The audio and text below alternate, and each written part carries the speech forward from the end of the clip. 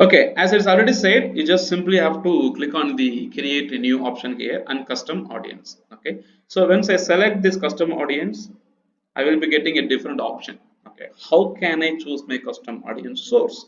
From where my advertisement needs to take the source of visitors. Remember, there is no physical presence of these data in our hand. We don't have it as an Excel sheet, we don't have it as a PDF sheet, or we don't have it as a contact or CSV file. No, everything is available with the Google, I mean, like Facebook's cache memory or into the their server where it is not physically revealed, but those data is used behind the screen to process the whole show. Okay, let me say you have run an advertisement earlier using your website, for example, website traffic. Okay, so you can select your website. So people who came to your website. So we will be creating a list of audience based on my website visitors from your Facebook pixel. Remember, we should have installed the Facebook pixel on our website so that Facebook can track the performance. Okay, if no tracking code is installed, now we will not be able to use the custom audience. Okay, we should have the Facebook pixel installed on our website. We will be discussing about installing the Facebook pixel in the upcoming sessions to come. Okay, so your website, or do you have a existing list of customers? Okay, existing list of customers. Okay, we will be creating the audience by uploading a list of customers who has interacted with your business. Okay, which means, let me say I have a website where people come, they actually visit the website and apply for the course, and I will get a list of people who are coming down into my list, and I can upload the list and try to create a audience list of my own. This is one. Okay, so this is basically app activity. See, remember, in the customer list which we are giving, Facebook will not try to figure out the similar audience. Facebook will use only the audience list which I give. The difference between the custom audience and the lookalike audience is, whenever I feed a input, based on the input, Facebook will try to figure out similar people. But under custom audience, Facebook will target the people whom I give the data. Okay, whomsoever he is matching the data, they will be targeted. But with respect to lookalike audience, this data will be used to find people similar to that one.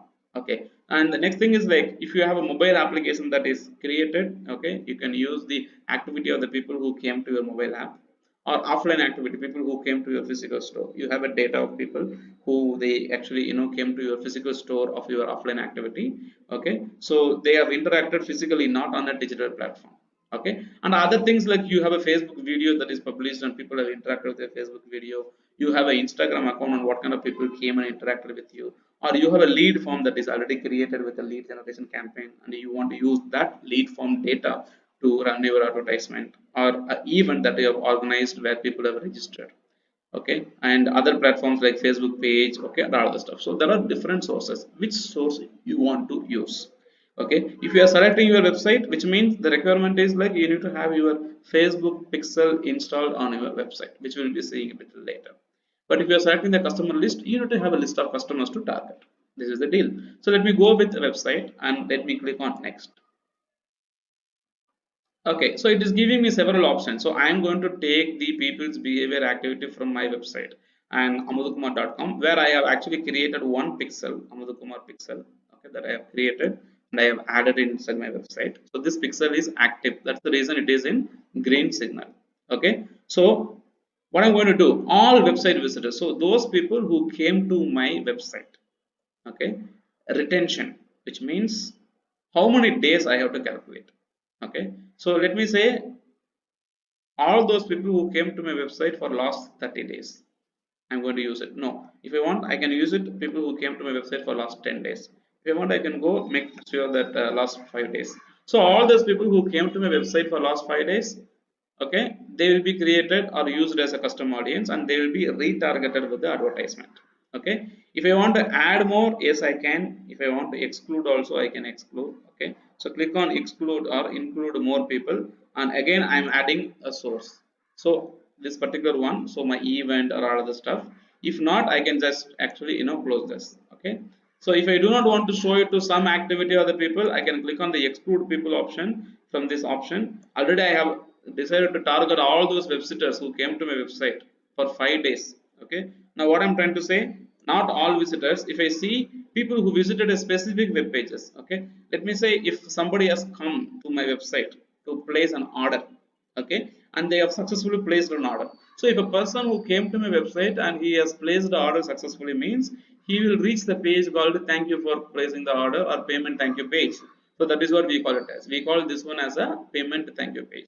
Now I can take the URL of the payment thank you page and I can make it as exactly URL that is equal to the payment thank you page. Now what happens, this particular advertisement will not target those people who came to the website and they reached the final thank you page or the payment confirmation page. So basically like this we can exclude people whom we do not want to target, we can include people who we specifically want to target and define it accordingly. Okay, so just name this audience. Okay, like this I can say like DMC. Okay, my website. Okay, Amudhan DMC. Okay, custom audience. Okay, custom audience. Okay, all visitor, custom audience of all visitor, audience. Okay, all visitor. Now why I'm putting it as all visitor is because I have other options, like I can track people who visited to my website to the amount of time that they have spent, and also people who came to the specific pages in the website. Okay, and there are other things also where every website has a goal. Okay, so now I'm creating this one, this custom audience based on for the all website visitors. Okay, now if you see here you can go ahead and click on create audience. Now the audience will be created. Okay, now I am actually using this one, so your custom audience was created. So remember, it may take few minutes for us to matching your customers to people Facebook. So the data whichever I've created based on the performance inside your Google's advertisement, I mean the Facebook's advertisement, these data will be used, and my existing campaign will be used for running this campaign. I have to create a new advertisement campaign and select this custom audience so that the performance of the people who are in the previous campaign were used as an input for this custom audience section, and automatically I can show this advertisement. Okay, very recently I saw a couple of advertisement in Facebook where the person used to coming and saying, hey, wait. Okay, for some reason you came to my website but you did not take up the product or a service. But the problem is, okay, there is something which is stopping from doing it. How about taking up my product or service is very important. So he used to use this method to target people. So this is basically remarketing.